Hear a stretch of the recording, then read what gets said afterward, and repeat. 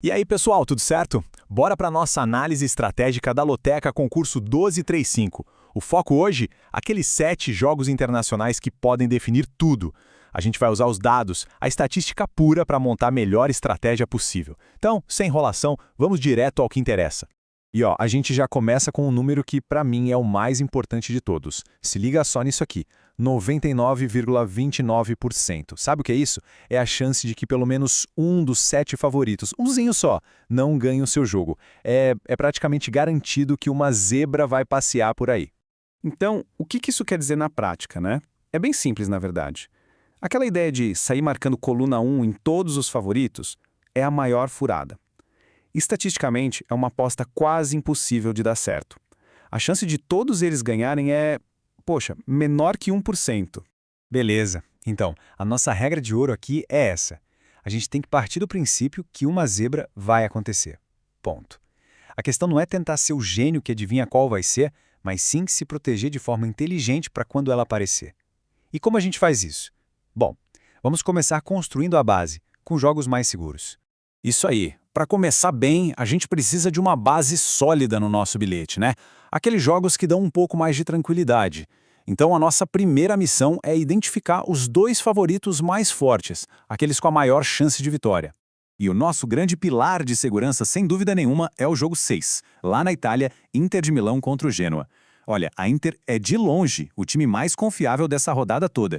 Agora dá uma olhada na força desses números. A Inter tem quase 74% de chance de levar essa. Isso significa que o risco de dar um empate ou o Genoa ganhar é de só 26%. É muito baixo. Por isso que esse jogo é o candidato perfeito para aquela aposta seca, sabe? É ir na coluna 1 e confiar. Beleza, nosso segundo porto seguro vem lá da Inglaterra. É o jogo 7, Manchester United contra o Crystal Palace. O United também chega como um favoritão jogando em casa. Só que olha que interessante. Apesar do favoritismo ser claro, com 60% de chance para o United, o risco aqui já pula para quase 40%. Ainda é um jogo para a gente considerar como seguro, mas já acende um alerta, né? Mostra que a moleza acabou por aqui. E por falar em risco, agora a gente entra numa área mais cinzenta. É o território dos riscos calculados. Sabe aqueles jogos que o favorito tem uma vantagem, mas um tropeço não surpreenderia ninguém? É exatamente aqui que a estratégia de usar os duplos começa a fazer toda a diferença. E o primeiro jogo dessa categoria é logo um clássico de Londres. Arsenal contra Chelsea. É um jogo que tem de tudo, né? Rivalidade, peso na tabela e, claro, muita imprevisibilidade. Olha só que curioso. A chance do Arsenal ganhar é de 59%, bem parecida com a do Manchester United. Só que aqui, o risco de dar empate ou Chelsea já passa dos 40%. É um percentual considerável. Por isso, esse jogo é um candidato perfeito para a gente gastar um duplo e se proteger de uma surpresa. A gente continua nessa mesma pegada, agora lá na Espanha, jogo 13, um confronto que promete ser bem equilibrado. Real Betis contra o Sevilha. Jogo quente valendo muito para os dois lados. E os números aqui não mentem. Olha só o equilíbrio. São 53% de chance para o Betis contra 47% de risco. Cara, isso é quase um cara coroa. Ir seco no Betis aqui é contar muito com a sorte. É outro jogo que pede, quase implora, por um duplo para a gente ficar mais tranquilo. Ok, respira fundo porque agora o negócio fica sério. A gente sai dos favoritos e entra na chamada zona de perigo. São os 3 jogos mais imprevisíveis do concurso. E aqui, a zebra não é só uma possibilidade, não. Ela é estatisticamente provável. E o nosso medalhista de bronze, o terceiro jogo mais complicado, é o jogo 8, Valência contra Osasuna. E olha, aqui a palavra favorito já tem que ser usada com muitas, mas muitas aspas. O ponto principal aqui é o seguinte: a chance do Valência não ganhar é de quase 60%. É isso mesmo. É mais provável que o jogo termine em empate ou com vitória do Osasuna. Então apostar seco no Valência aqui é literalmente jogar contra a matemática. Subindo no pódio do perigo, a medalha de prata vai para um jogaço na Itália.